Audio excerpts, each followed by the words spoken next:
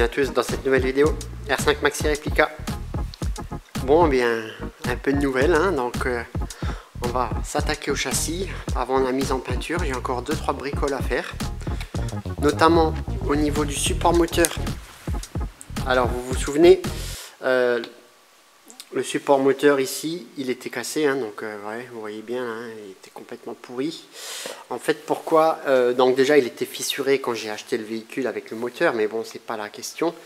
Ce support-là, il se dévisse et il se règle. Vous voyez, il y a des oblongs là pour pouvoir régler la hauteur du moteur, etc. Moi, cette pièce-là, je l'avais soudée donc sur le châssis. Donc c'est cette pièce qui est là. Et en fait, c'est une grossière erreur. Vous voyez, elle est soudée ici. Donc le fait qu'elle soit soudée, elle est plus du tout positionnable ni démontable. Or, quand on démonte le moteur, on doit d'abord mettre le cylindre bloc là et après monter le moteur. Donc c'est très chiant à faire. Donc ce qu'on va faire, on va mettre le nouveau support qui a la bonne dimension par rapport au cylindre bloc. Donc pour limiter l'effet balancier du moteur, hein. Donc, et cette fois-ci, on va le faire démontable. Donc voilà, je vais couper la vieille pièce et on va s'attaquer à ça. Bon, et bien voilà. J'ai découpé l'ancien support. Donc j'ai dû le tronçonner vraiment sévère. Il y a 2 disques qui sont passés. Et donc en fin de compte, qu'est-ce qu'on va faire? Voilà, le plan c'est ça. Le plan c'est ça. Donc on va souder 2 petits fers plats comme ça. Alors pourquoi on va faire ça?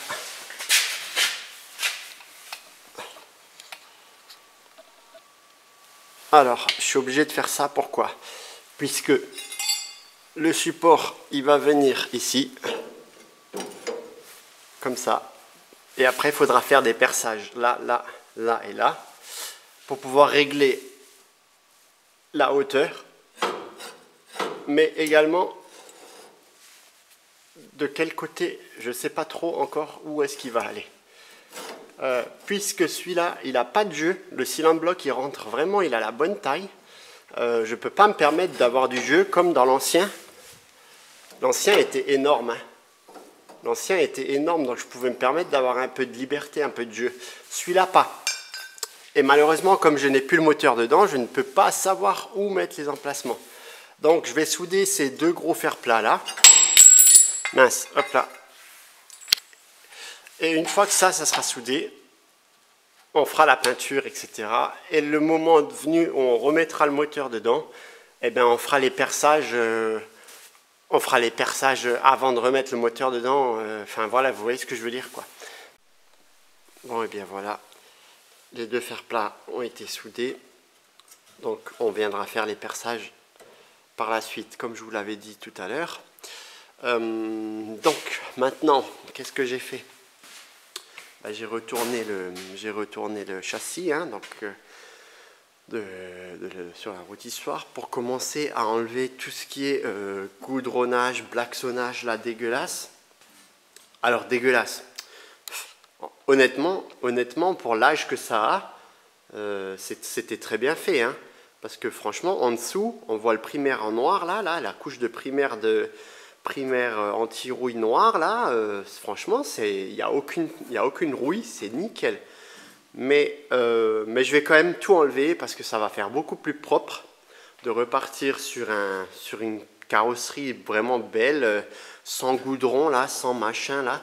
Alors ça, c'est beaucoup pour éviter les bruits de cailloux, de tôlerie, vous voyez, pour avoir un minimum de confort de conduite. Mais nous, sur une caisse de course, il faut que ça soit le plus léger possible, que ça fasse du bruit, on s'en fout, hein. Donc on va virer tout l'espèce de blacksonnage, anti-gravillonnage là bizarre, et on viendra le peindre et on viendra remettre une légère couche peut-être ou pas. D'ailleurs, on verra. J'en ai acheté à l'époque, j'en avais acheté. Est-ce qu'on en remettra ou pas, j'en sais rien. Mais en tout cas, moi je veux que ça soit peint de la couleur de la caisse. Donc en gris, hein, tout sera gris. Hein. Donc voilà, et comme là, vous voyez, là il y avait le sélecteur de vitesse.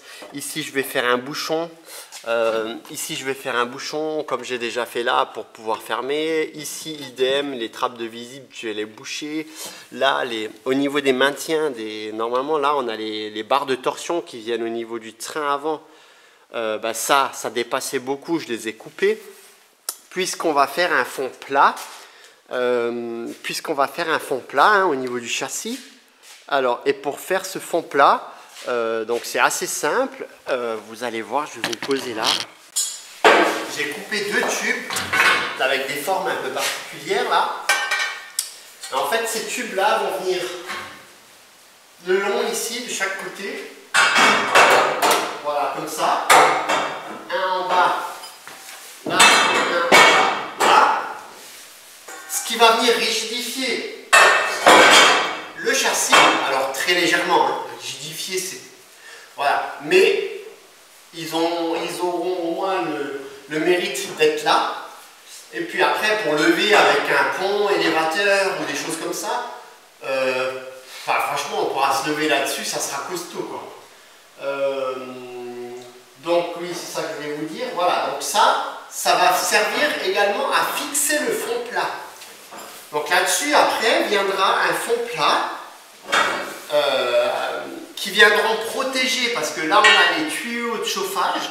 Donc là, on a les 2 tubes de chauffage, pas de chauffage, de refroidisseur d'eau, du radiateur d'eau. Donc on a l'arrivée et le retour. Et on a l'arrivée et le retour de carburant, qui se fait là d'ailleurs à côté, en fait, hein, les tuyaux de chauffage sont là et les carburants sont là. Et donc on va venir mettre un grand fond plat en fibre, hein, on va le fabriquer ensemble en fibre. Et on viendra le fixer sur les 2 rails de chaque côté. Voilà, donc je vais nettoyer ça, je vais souder ça et je vous montre. Voilà, c'est soudé. Alors les 2 tubes sont soudés, ici et ici. Voilà, donc tout le long, donc c'est simplement pointé, hein. J'ai pas tout soudé, j'ai pas fait des cordons, voilà, mais c'est soudé comme il faut. Là où c'était très important, c'était ici, hein, donc là c'est soudé fort. C'est assez dégueulasse, mais voilà, j'ai mis du Rustol. Vous savez, c'est d'espèce d'anti-rouille. Donc voilà, j'ai aussi fait les deux petits patchs ici, donc pour fermer le levier de vitesse et la trappe de visite qui était en plastique. Là, j'avais également un petit patch qui était rouillé, comme un peu là, vous voyez ici, là. Je ne sais pas si on va bien voir là, mais donc ça, ça je ne l'ai pas fait parce que franchement, ça ne sert à rien, là, il n'y a pas d'importance, même si c'est un peu rouillé. Donc j'ai brossé au maximum et je l'ai protégé avec le Waxol, là, je ne sais plus comment on appelle ça. Et là, par contre, c'était trop rouillé, donc j'ai coupé. La tôle du dessous était nickel, elle était juste un peu rouillée, donc pareil, j'ai écarté la tôle, j'ai passé du 8 roll dedans, et puis j'ai tout ressoudé propre. Voilà, parce que ici, en fait, j'ai les supports de la barre stable qui viennent. Comme ici, là c'était nickel, donc il fallait quand même que ça soit solide à ce niveau-là. Donc j'ai enlevé le renfort qui était ici, parce que maintenant on va pouvoir s'attaquer au nettoyage du châssis, pour pouvoir présenter une caisse propre avant la peinture. Donc là maintenant il me reste à enlever l'antigravillon de toute cette partie-là. Poncer tous les éléments de peintre que j'avais déjà peints, mais bon, je vais quand même les reponcer histoire que ça soit propre. J'ai soudé tous les côtés verso, que j'avais pas soudé auparavant. Et puis j'ai contrôlé l'ensemble des soudures, si j'avais pas oublié des endroits soudés, etc. Donc non, c'est bien, il y avait quelques endroits où j'avais oublié. Donc j'ai tout ressoudé propre, enfin voilà, tout est soudé maintenant, c'est incroyable, ça va plus bouger. Donc maintenant, qu'est-ce que je vais devoir faire? Je vais devoir souder ici deux deux petits fers plats tout le long ici, puisque là, c'est tout mou. Comme j'ai fait là à l'époque, c'est au niveau des passages de roues. Alors sur les Turbo 2, on a des gros passages de roues très larges qui viennent englober tout jusqu'à l'aile. Moi, je ne vais pas faire ça parce qu'on va faire des pare-boues en fibre. Donc moi, je vais simplement souder un petit fer plat là tout le long. Ça suffira pour pouvoir faire des trous et pour pouvoir venir fixer après le pare-boue dessus. Et là, au niveau du bas de caisse, pareil, je vais souder maintenant des fers plats là pour pouvoir fixer avec des rivets les deux bas de caisse. Bon, et bien voilà. Alors, j'ai dû remettre l'aile et le bas de caisse et l'arrière pour pouvoir faire les deux tours d'aile, hein, puis pour avoir les bons ajustements. Donc voilà, hein, donc c'est fait, donc des deux côtés, je vais vous montrer. Donc en fin de compte, sur les maxi et les turbos, c'est beaucoup plus large, ça prend vraiment la forme de l'aile quasiment. Bon, moi je n'ai pas fait ça, j'ai simplement pris un fer plat assez fin comme ça, hein, donc en 0,75 mm, donc c'est quand même épais, c'est fin mais c'est quand même assez épais, c'est quand même... Et donc là-dessus, on viendra après percer des trous. Et je viendrai faire toute une protection en pare-boue en fibre Kevlar, carbone Kevlar. On fera ça ensemble de toute façon. On fera ça ensemble de toute façon et ça sera sympa. Donc ce côté-là il est fait mais j'ai pas remonté l'aile, je vais vous montrer. Ce côté-là il est fait et j'ai remonté l'aile. Hein. Donc là on voit bien, voilà. Alors j'ai dû faire des découpes un peu bizarres. Mais bon voilà, de toute façon on s'en fiche que ça soit pas intégral, puisqu'on viendra mettre après un pare-boue en fibre qui viendra prendre vraiment la forme complète. Mais pour cela, il faut que je remonte le véhicule avec les roues, puisqu'après il y a les jantes. Vous voyez, ça venait frotter là à l'époque, quand je suis passé au banc. Quand je suis passé au banc chez EMS, ça frottait à mort là. Et donc on avait dû mettre un cric pour lever la voiture. Et donc tout ça, ça a été réglé entre temps. Hein. Mais par sécurité, il faudra quand même que je mette la voiture sur roue, compression, amortisseur comprimé, pour que je vois l'espace nécessaire à faire les pare-boues. Tout ça, ça viendra à la fin. Les pare-boues, c'est vraiment un détail. Comme c'est une voiture qui va être destinée que à la piste asphalte, à la limite, j'ai même pas besoin de me casser la tête à faire des pare-boues. Mais moi, je veux qu'elle soit quand même belle, même si, voilà. Et là, pareil, hein, devant, ça sera la même chose. Hein. Il faudra venir faire un beau pare-boue propre partout, là, pour combler tout le jour, là. Et après, avec l'entrée d'air, pour faire sortir l'extraction d'air chaud des freins, qui viendra ici. Hein, donc, l'air chaud des freins sera extrait là. Et l'air frais passera là pour les radiateurs d'huile et l'autre côté pour le radiateur d'eau des turbos, enfin du turbo. Bon bref, je vais vous remonter l'aile et je vous reprends.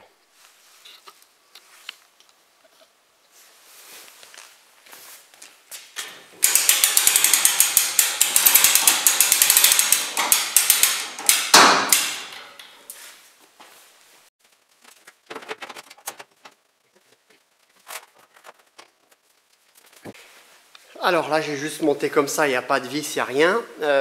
Mais c'était pour vous expliquer que normalement, là, je vous avais dit tout à l'heure que je voulais souder un fer plat tout le long, là, pour combler déjà non seulement le jour qu'on a là, mais pouvoir également fixer,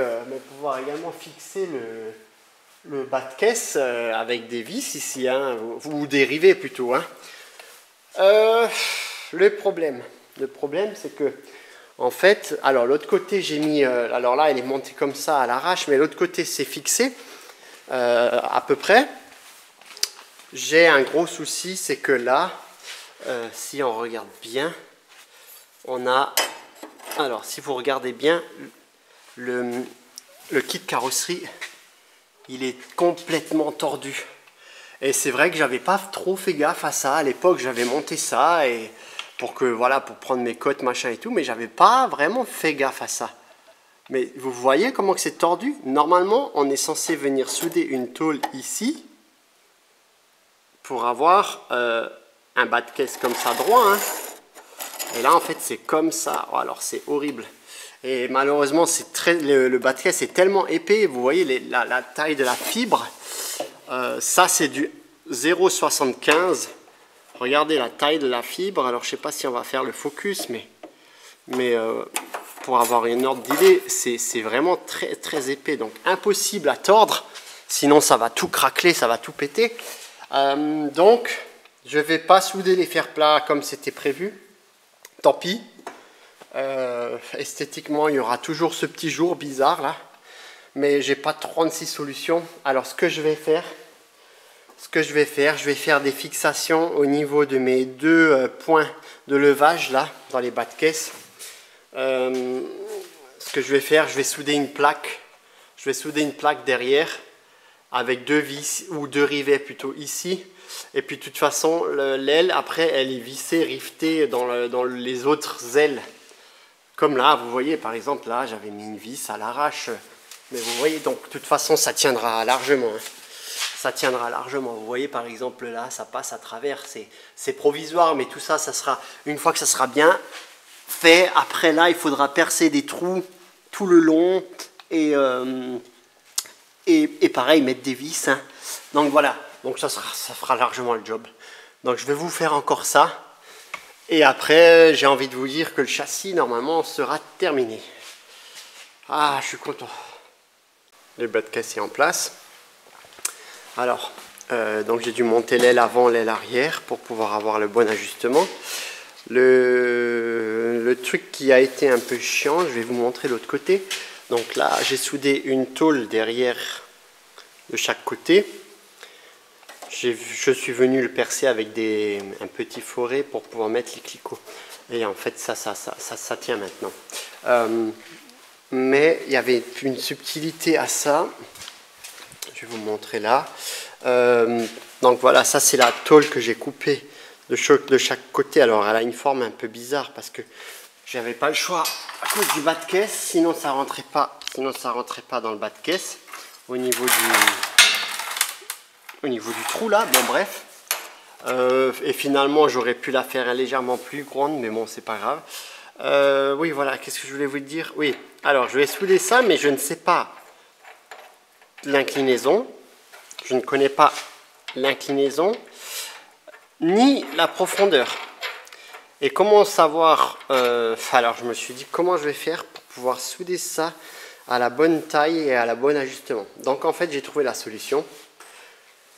J'ai pris un fil de fer, hein, donc là en l'occurrence c'est un fil de cuivre hein, en 2,5 pour de l'électricité. J'ai fait un ressort avec. Et comme ça, vous voyez, on a la bonne tension dessus. Et puis quand on met ensuite le bas de caisse, bah, ça vient contre le bas de caisse et on est forcément à fleur. Je vais vous montrer ça. Il suffit de mettre ton bas de caisse en place.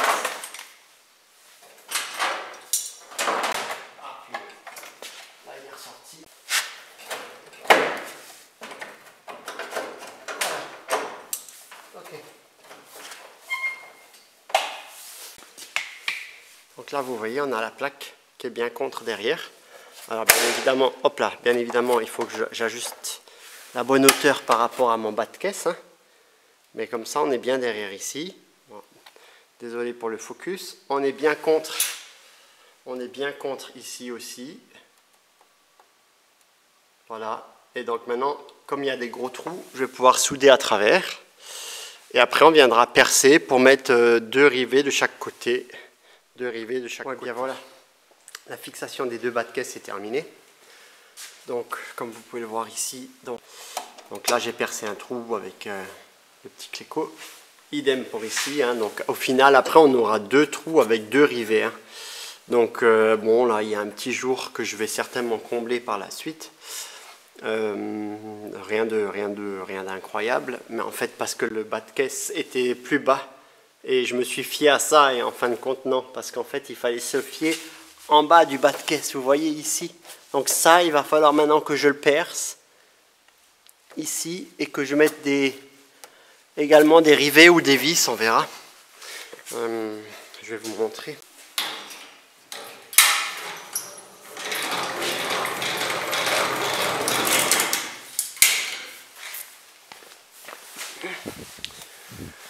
Voilà, en fait ici, donc ici on a le tube que j'ai soudé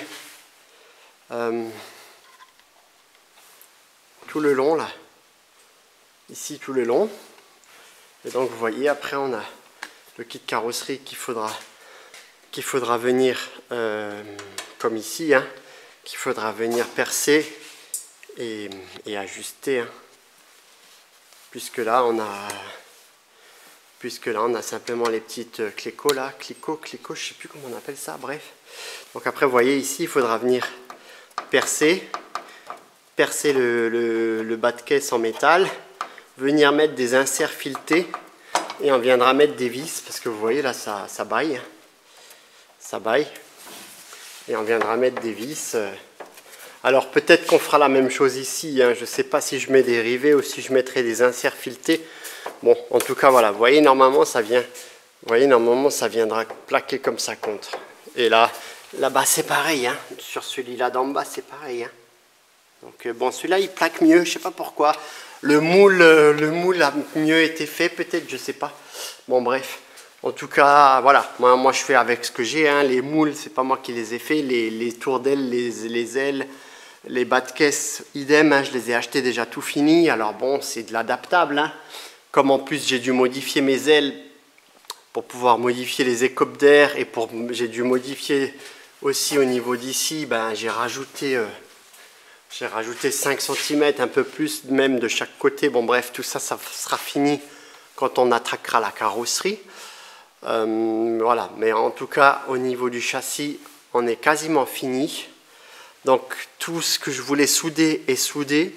Maintenant il va me rester à décaper toute cette partie black son là, dégueulasse là. J'ai déjà fait tous les goussets. Vous voyez tous les goussets, ça avait commencé à rouiller en surface comme ici par exemple. Vous voyez, j'ai soudé ça hier. Et ça commence déjà à rouiller, hein. Donc ce que je fais, je soude. Je passe un coup de brosse métallique et après je mets, c'est pour ça que c'est un peu collant parce que j'en mets la dose. Alors est-ce que c'est bon ou pas, j'en sais rien, mais je mets je vais vous montrer, c'est du Rustol en bombe et je l'ai également en pinceau, hein, mais voilà, c'est du Watt-Roll, c'est super, hein. Honnêtement, ça c'est de la balle et c'est translucide, on peut le souder. Enfin, oui, quand on soude, quand je mets ça derrière des plaques, on peut le souder. Alors ça, des fois, ça fait un peu, voilà, des réactions bizarres. Ça prend un peu feu vu que là-dedans il y a des trucs inflammables, quoi. Mais bon, en tout cas, c'est vraiment pas mal. Bon, je sais pas si vous voyez bien la fumée là. Ah, je me suis lancé dans quelque chose là. C'est l'enfer. Donc bien évidemment, j'ai un masque et surtout un casque pour les oreilles, hein, des lunettes, etc. Bon, je vais vous montrer un petit peu. Ça, c'est le tas de merde que j'ai commencé à enlever au niveau du châssis. Donc toute la partie là et moitié avant est terminée. Donc je ne sais pas si vous arrivez bien à le voir en vidéo, mais c'est l'enfer. Alors j'utilise une brosse métallique sur une meule, hein, et en fait compte c'est vraiment atroce, hein. C'est vraiment atroce. Donc là il me reste encore toute la moitié là à faire, mais j'ai commencé par le pire parce que là il y avait une énorme couche à cause de, je pense qu'à cause de la superposition des plaques et des soudures, ils avaient mis un gros cordon là très épais, le reste là c'est assez fin, ici c'est très fin, donc ici ça devrait s'enlever rapidement. Toute cette partie là devrait être faite rapidement maintenant. À la base je voulais avoir une sableuse, mais bon finalement ça s'est pas fait. Si j'avais eu une sableuse, là ça aurait été top, Le problème d'une sableuse, c'est qu'il faut un énorme compresseur avec une énorme cuve, et etc., etc. Et dans mon cas, ça ne pouvait pas se faire. Bon, bref. Je vous reprends quand c'est fini. Bon, et bien voilà, ça y est. Tout est entièrement déblaxonné, nettoyé. Alors, nettoyé, j'ai passé un coup de soufflette, hein, j'ai pas nettoyé à 100%, mais nettoyé, coup de balai, propre. Donc voilà, je suis assez content du résultat. Alors bon, il y a encore quelques endroits où il y a du noir, mais le noir c'est la peinture d'origine anti-rouille, hein, donc ça on va laisser à certains endroits. Je ne me suis pas acharné plus que ça, tout simplement parce qu'en fait je suis arrivé au bout de mes brosses. Hein. J'ai utilisé une brosse entière, donc ça à savoir qu'elle était large comme ça, hein. C'était un monstre. Et celle-là, pareil, hein, elle était comme ça. Donc là, elles sont sucées jusqu'à la moelle. Idem pour les petites, là. Enfin, bon, bref. Donc là, j'ai fait un tas. Et j'ai mis ma balance à 0 avec un sachet poubelle. Et on va la remplir pour voir. Je suis curieux de voir.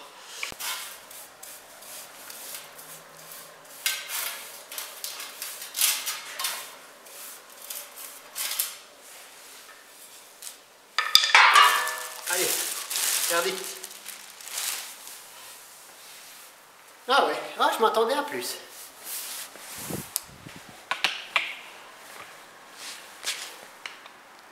Donc 1,25 kg. Bon, finalement, c'est pas énorme. Je m'attendais à plus, vu l'épaisseur. Certains endroits, il y avait des épaisseurs assez énormes. Bon, alors forcément, hein, j'ai pas pu tout peser, puisqu'il y a plein de choses qui ont volé un peu partout, à droite, à gauche. Donc, j'ai pas tout nettoyé pour pouvoir peser vraiment bien, mais on va dire 1,30 kg, 1,5 kg, ouais. C'est pas mal, c'est toujours ça de prix. Bon, bien évidemment, moi je vais remettre de la peinture dessus, donc bon, voilà, l'effet finalement, il est pas... Si je vais gagner 500 grammes, c'est déjà bien, mais bon. Donc là, je vais en profiter maintenant pour souder là, comme j'avais fait ici, tout le long, propre. Et puis on sera pas mal. Bon, eh bien, il va me rester encore énormément de boulot, hein. Donc c'est au niveau des bas de caisse là, l'anti-gravillon au niveau des bas de caisse là. J'avais enlevé à l'époque pour souder mes supports de cric là. Donc ben voilà, hein, donc tout ce côté rugueux là, dégueulasse, ça vire. Et puis après, il va falloir nettoyer tout ce que j'ai pas encore nettoyé. Il y en a un peu par-ci par-là. Peindre, avant de peindre, poncer tout ce qui est en couleur bordeaux là. Hein. Poncer l'arceau aussi.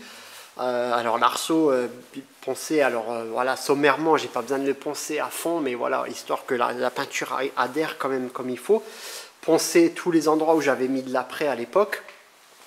Enlever le fameux rustol que j'ai mis à droite à gauche avec un peu de white spirit, du diluant, tout ça pour pouvoir que la bicomposant adhère bien partout, parce qu'a priori c'est pas vraiment compatible avec le rustol, hein, la peinture bicomposant anti-rouille que j'ai acheté.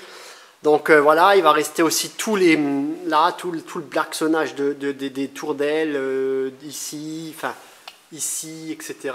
De l'autre côté également.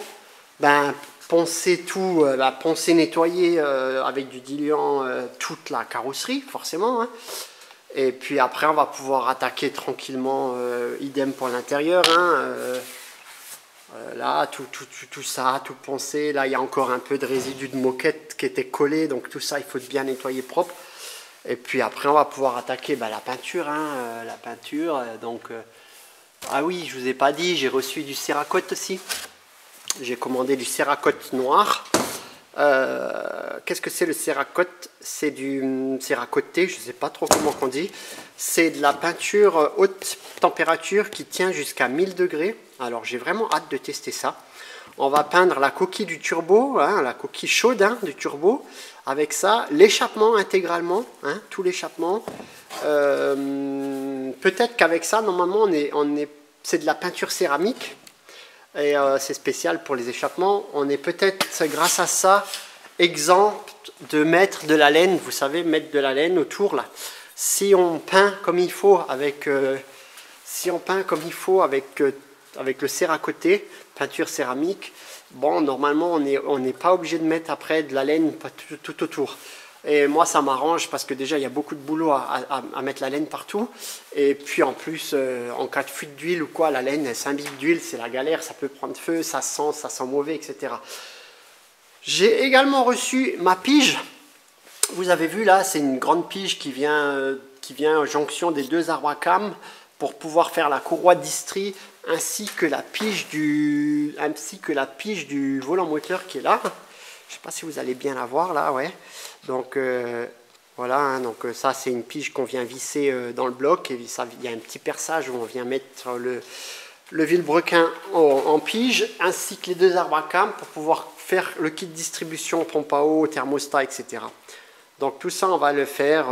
Alors d'abord je m'attaque à la carrosserie finale, la peinture, parce que là sinon ça va rouiller, hein, ça rouille très vite. Hein. Là si je laisse comme ça en 3-4 jours, une semaine, allez, hein, c'est déjà rouillé. Alors c'est rouillé en surface. Hein. Tu passes un petit tampon-jex, vous savez ce que c'est le tampon-jex, c'est l'espèce de paille de fer là, vous passez ça et il n'y a plus de rouille. Mais bon, je vais d'abord m'occuper de finir la peinture de ça. Donc la prochaine vidéo, on s'attaque de la peinture. J'ai mis mes deux chauffages avec des grosses gaines comme ça pour arriver, pour avoir le chauffage dans la cabine, hein, si je peux dire, la cabine. Donc voilà, hein, donc c'est des gros souffleurs qui font 3 kW. Et donc on va pouvoir mettre la cabine en chauffe. En parallèle, je vais mettre des petits poêles comme ça à pétrole. Donc j'en ai un de chaque côté, donc un ici et un autre que j'ai là, que je viendrai mettre également dans la cabine en chauffe, pour qu'on ait vraiment une température homogène dans la cabine. Et en bas, là, je vais mettre une extraction avec un ventilateur pour extraire le maximum de poussière vers la sortie. Là, j'ai une porte, ça donne vers l'extérieur. Donc voilà, je vais essayer de faire ça propre avec un filtre et tout. Donc, bien évidemment, il faudra mettre les bâches de côté, là, les espèces de bâches comme j'ai mis là-bas, hein, fermées avec des zipettes propres et scotchées bien partout propres pour qu'on ait le moins de poussière possible. Et puis, on va essayer d'avoir un beau résultat, on va essayer d'avoir quelque chose de correct. Donc, première étape, ça va être de poncer tout au 120. Deuxième étape, ça va être de mettre la peinture bicomposant. Alors j'avais acheté voilà, de l'époxy, de la pré-époxy. Et puis après on va peindre en gris clair, avec bien évidemment vernis. Hein. Donc c'est de la peinture que je vais revernir. Hein. Donc je ne sais plus si c'est du brillant direct maintenant, j'ai un doute. Mais je crois pas. Je crois pas que c'est du brillant direct. Je crois que c'est de la peinture, donc RAL, vous voyez le RAL 7035 gris là, gris clair. Donc il y a 2 kg, j'espère que ça va suffire, j'ai pris 2 kg, j'espère que ça va suffire. Donc il y a 2 kg de ça et il y a 2 kg je crois d'époxy. Donc voilà. Après l'époxy, j'ai pas besoin d'en mettre vraiment une grosse dose partout puisque il y a certaines parties, par exemple tout ce qui est Bordeaux là, c'est pas à même la tôle. Hein. Là, j'ai pas besoin de poncer jusqu'à la tôle. Hein. Là, je ponce au 120, histoire que ça soit histoire d'enlever la merde. Dégraissant, un bon dégraissant anti-silicone, j'ai acheté. Un bon diluant dégraissant anti-silicone pour essayer d'avoir une meilleure finition. On verra bien ce que ça va donner. Alors moi, je suis vraiment nul en peinture, je suis assez novice. On va essayer de faire quelque chose de correct, mais bon, après c'est que la coque, j'ai envie de dire que. Donc s'il y a quelques défauts, c'est pas très grave. Mais on va quand même essayer de faire un rendu propre. C'est pour ça que je mets toutes les chances de mon côté pour chauffer la cabine, etc. etc. Bon ben voilà, sur ce, cette vidéo s'achève ici. Merci à tous de l'avoir regardé, ça fait vraiment plaisir. Ça avance doucement mais sûrement. Ah, je vous ai pas dit. J'ai également commandé mon kit embrayage volant moteur. Et ouais, ça va envoyer du lourd. Donc, prochaine vidéo, il y aura le kit volant moteur embrayage. Je vais vous montrer ça. C'est une pièce qui est somptueuse. Vous allez voir, je me suis fait plaisir. Donc, voilà, hein, je suis très content du résultat. Moi, je vous dis à très bientôt pour la prochaine vidéo. Restez connectés parce que là, les prochaines semaines, on va envoyer du bois. Allez, ciao, ciao.